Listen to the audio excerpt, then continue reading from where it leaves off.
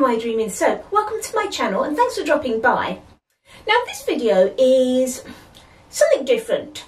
I typically on my channel just do videos of me making cold process soap with lots of different designs and all that sort of stuff in it. But I kind of got to the point of the year where I've made so many Christmas soaps and got myself all organised and that, and I've got a whole bunch of soaps and all my videos right up to the new year planned, apart from just this week. I didn't have a video for this week, and although I've got a load of soaps that I could show, I don't want to start on my Christmas soaps yet because literally when I'm making this, it's not even Halloween yet, so I didn't want to do a Christmas soap. So I'm busily doing other things. I make all sorts of other things like bath bombs, bubble bars, liquid soaps, shaving soaps, shampoo bars, a whole host of stuff. So I was busy producing some other things and I thought, do you know what, let's just pop a camera on and video something that I'm doing today, because otherwise it would have been no video for this Friday coming up. So I've just made a few things this morning and I'm about to make some shave soap, so I thought, well, let's just video that. Now this shave soap that I'm making is not my recipe. Well, it's sort of my recipe because I've tweaked it a little bit, but it's a recipe that I got from, well, several soapers really. I've seen a few people make shaving soaps on YouTube, and I've taken what seems to be a fairly common recipe and I use that, and it does give us a lovely shave bar. Now, I'm not 100% sure who actually developed the recipe. I know I've seen Ellen from Ellen Ruth make this recipe, but she said she saw it from Holly at Capia Mirror, and I've seen Holly do it as well. I've also seen Amy Warden do a shave soap as well. I'm sure there are lots of others. So I'm going to link all of those people's videos below. I've seen them all. I don't know if any of them was the original creator, but all I just want to say is it's not my specific recipe. I didn't develop it. Anyway, I have tweaked the recipe slightly. Now, what I've done with the recipe is I've added some bentonite clay to mine because I like the feel that you get with the bentonite clay in a shave soap, and it gives a lovely slip to the bar and it really does feel gorgeous. So I've added in some bentonite clay. And then the other thing, which isn't really a change to the recipe, it's just a tweak to one of the ingredients. The recipe that I'm using has quite a lot of stearic acid in it, and I don't use palm oil in my business, so therefore I need you to find an alternative. Now, luckily for us in the UK, we can get palm-free stearic acid, so that's what I'm using. Now, if you can't get palm-free stearic acid and you're a palm-free based business, there is another recipe that's quite easy to find that's palm-free as a shave soap, but it uses soy wax rather than stearic acid. And soy wax, you know the stuff that you make candles and wax melts with? Uses that. That's got a lot of stearic acid in it, and that's another way of getting the palm-free. I did try that recipe and it does give an amazing lather. When you lather it up with your brush and everything, it does look brilliant, it does look beautiful, and you can see everyone lathering it up when they make it. What I found with it, I don't know, maybe it's just the way that I made it, is that although it did give a really beautiful lather that looks great, the feel of that lather when you spread it on your skin, it sort of dissipated. It wasn't that really rich, thick and creamy feel. It sort of dissipated a bit too quickly, and that's what Paul, Mr. I Dream in Soap, said as well. It wasn't like a nice thick creamy lather, whereas I find the ones with the proper stearic acid does give me a thick, creamy, really gorgeous lather. Now, as I said, it may be that I did that one slightly wrong, so take your own view of it and maybe try both if you're looking for a palm-free one. Whew. Last thing I wanted to say about the stearic acid is, just like anything, if you're swapping something out in a recipe, do make sure that you run it through a lye calculator or do your own calculations for the lye. Now, I'm using stearic acid instead of stearic acid, and you might think, oh, that's the same thing. but I was quite conscious that mine is made from a different ingredient. You know, normal stearic acid is made from basically palm oil derivative. Mine is not. I'm trying to think what it is made of. It's rice bran oil or something. I can't remember, sorry. I'll do a thingy here and see what it's actually made of. And therefore, to me, that says it's going to have a different SAT value. So therefore, I got the certificate of analysis out and had a look and found the SAT value for it. And so I did adjust my recipe to get a correct amount of lye that I needed for my recipe based on my different stearic acid. So if you do try to swap your stearic acid or anything out, do make sure that you're checking your calculations carefully when you do that. Whew, that was a lot of information, wasn't it? Come on, let's go and make some shave soap. The first thing I want to do is weigh out my bentonite clay. Now I know you don't often see me weighing things and everything on this channel. It's just my videos are normally so long, so many things that I have to fit in, that I don't do the basics of the weighing out of the oils and things. So for my bentonite clay,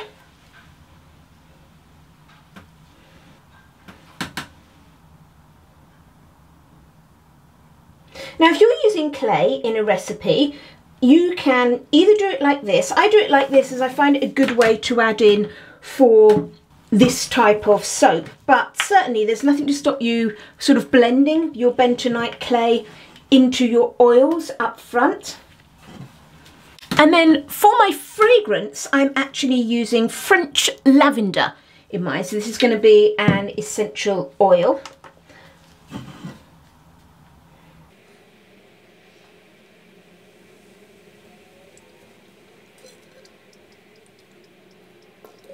Okay, so what I'm going to do is just stir my essential oil into this clay and just let that sit together. And that's a common thing that you'll see people doing with putting, you know, essential oils into cold processed soap.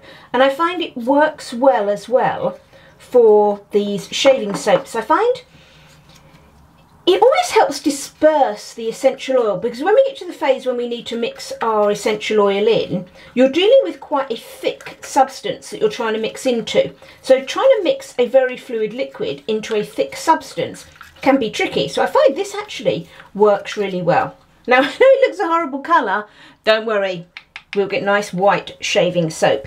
I suppose in theory you could use different types of clay. Bentonite does seem to be best for shave soaps, but if you were doing a lady's shave soap, which I'm sort of aiming this at because I'm using lavender, you could use maybe some purple clay would be good in a lavender soap. I just do all of mine white. Okay, so there's my bentonite done.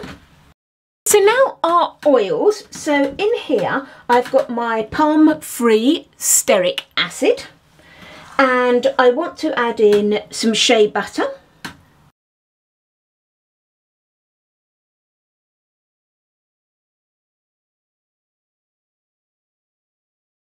And now we need to melt these down. Now what I would advise is we're going to do a dual lye solution for this shave soap, because it just gives you so much better foam when you're using your shave soap, so much better lather. So I would advise melting your oils into a oversized pot or jug.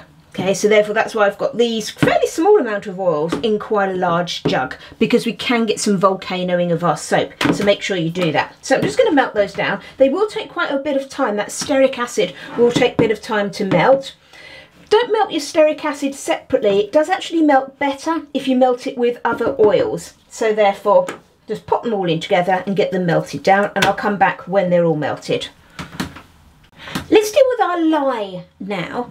Now, with a shave soap, you can do it with just normal, if you're used to cold process soap making, just normal sodium hydroxide. But what makes a really great shave soap is to do a dual lye. And that's using the two main different types of lye that we use in soap making.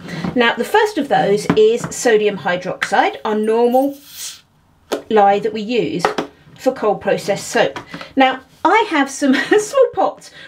When I do things like shave soaps and that sort of stuff, and my liquid soaps, I only need a little bit of the sodium hydroxide. So I don't go and get my great big 25 kilo pots out.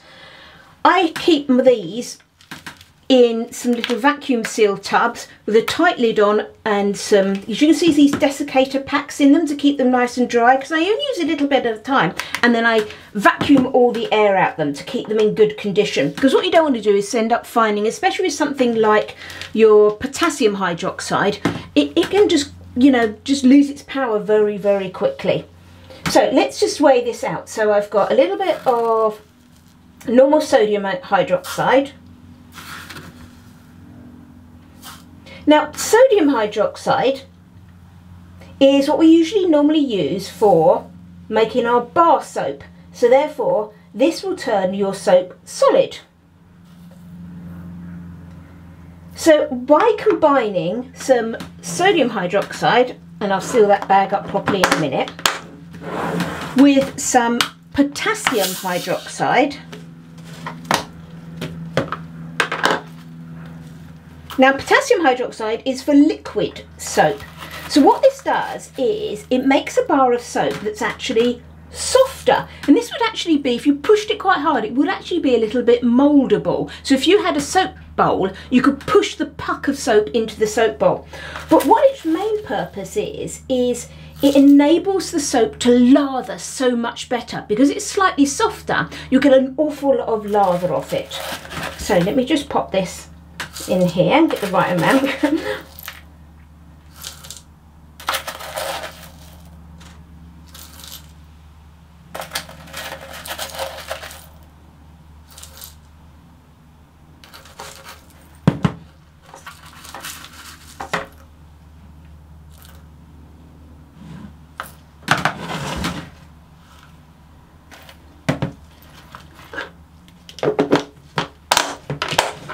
So those are my two lyes, hence the dual lye.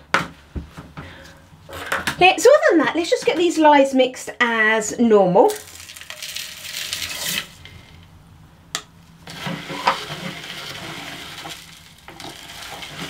I always find with potassium hydroxide, it's not going to do it today, sometimes you get a right old sort of crackly noise out of it.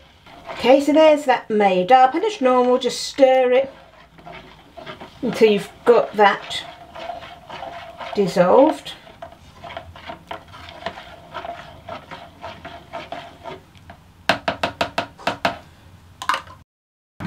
Okay, so let's get these mixed up. So my oil's at 172 and my lye 164 there, so pretty close to each other. You don't want the lye to be a lot colder than your oils, because remember, these oils need quite a high temperature to stay fluid. So let's get them added. Now, key thing here is to add just a little bit at a time. If you add a lot at a time, you can end up getting a bit of a volcano reaction. So a little bit at a time, get it blended or stirred in. I tend not to blend this recipe. I just find stirring it in is all you need, and it stays, because otherwise it gets really thick around your stick blender. Okay, so each addition of lye can go in a bit at a time.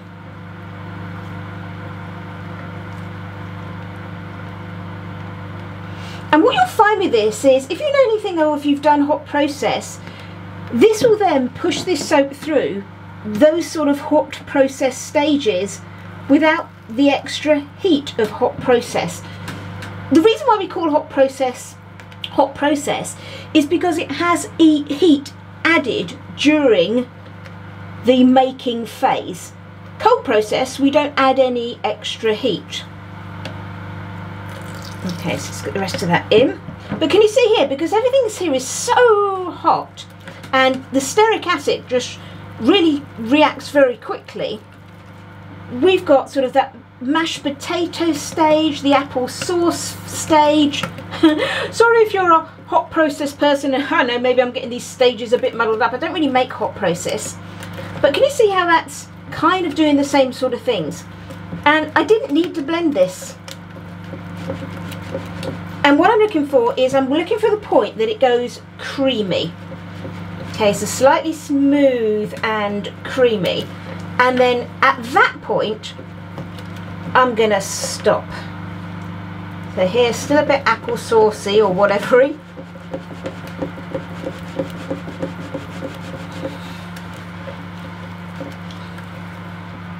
Okay, so that's now starting to get nice and smooth. So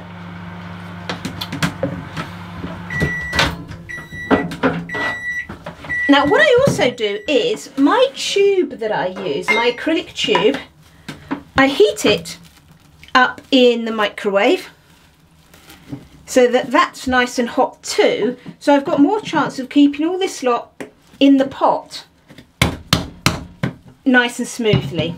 Okay, so I'm in a hot mould to put in. So what I'm going to do now is, now I've got that's nice and smooth and creamy, is I'm going to add glycerin, and this has got my bentonite clay in it and my fragrance oil, and you use 10% glycerin to those oils that you used. So let's just get that poured in. I like adding the bentonite clay at this stage because it acts as sort of like an indicator where I can see I've got everything mixed in really well. You can add it earlier on, but I find it helps, it then thickens up the batter a bit quicker. So here as well, but having it in now, I can really see when I've got a uniform colour, I know that I've got all of that bentonite clay and all of my fragrance oil and everything mixed in nicely. Okay, because I didn't stick blend this, can you see how this is still actually pretty fluid? So it will start to rapidly thicken up. I'm just going to pour it straight into my tube here. Now it's a funny old colour at the moment, but that will go white. Okay, and having that hot tube just gives me a little bit of time to get it in there. I've done it before where I've used a tube and kept it cold, and as soon as a bit touches the side, it kind of just sticks there and you end up with a bit of a blockage. Where I found by warming my acrylic tube up, I get a chance to get it all in there. Now this top looking really quite rough, that's okay, because what we'll do is we'll wait for that to just set up a little bit, and then I can push that little bit down and mould it and get that top nice and flat.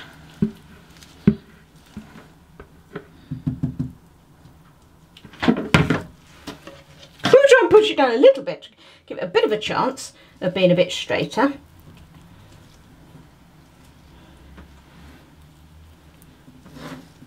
Okay, so I'm not too worried that that's all rough and horrible at the moment.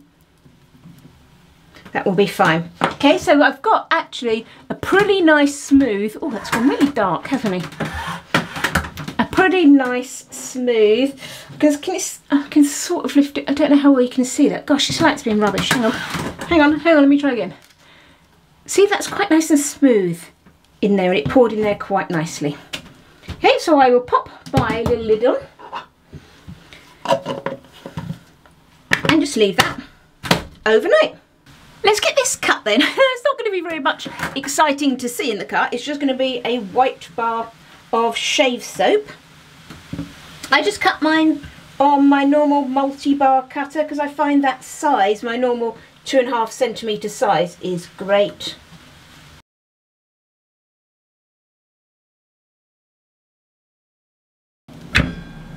There we go. Now this is going to be quite a softish soap, because remember we made it with potassium and sodium hydroxide, so therefore it's not going to be a hard soap, so you do need to be careful that you don't damage it. Okay, so there we go. So a nice puck of shaving soap, and I just like the way that it comes out with a more, I don't like to say more professional, not such a rough textured feel. I've been sort of trying to work on a way to make sure that it comes out looking nice and smooth and sort of almost pourable, as it were. Not very much exciting to see. Oh, let me tell you about my ends. I'm sure you don't need to look in those. Now what I do with my ends, I don't know if this is going to work now because it may be a bit too fresh. I normally leave them for a day or so. Okay, slight change of plan there. I've got some little ends that I had off some other batches that I've made recently. So what I do is I got my little soap press, I think it's like a shampoo bar press almost, that sort of thing. I just sort of printed it out, made one. And then I just take those ends and I just make them into like little samples. Now you could just make samples. Can you see how it's quite sort of soft and putty like it is? You could just make samples just by rolling them by hand and squidging them down. I kind of like a slightly more polished look.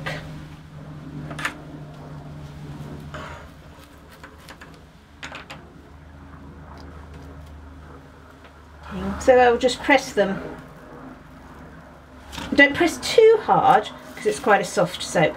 And I'll just press them into shape like that.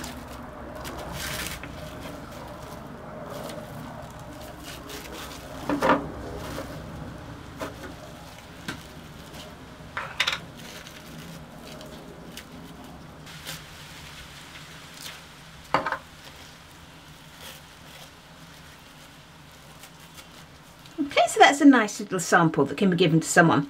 Now I will reuse this cling wrap as I'm pressing them of the same fragrance, but if I have something that's obviously a different fragrance, a different essential oil or whatever, then I'll either flip this over if it's nice and clean on the other side, or I will get a new piece. So let's have a look at how these perform. I've just grabbed my one from my bathroom. I'm just keeping this. It's like some old little ceramic pot that there was a pudding in once, and I just put the puck in the bottom. So this is one that I made a month or so ago. In the shop I sell these cute little stainless steel shave bowls that I use, and also a brush is always really useful as well. You're going to get a much better foam with a shave brush. I tend to steer away from the Badger hair brushes just because I just don't like the idea of them. So mine are synthetic brushes, but again they produce a really great lather and they're a great shave brush. So just a bit of water on our brush. Let's just have a look with our lather. So can you see instantly, literally with just a couple of twirls of the brush, that is just lathering up beautifully.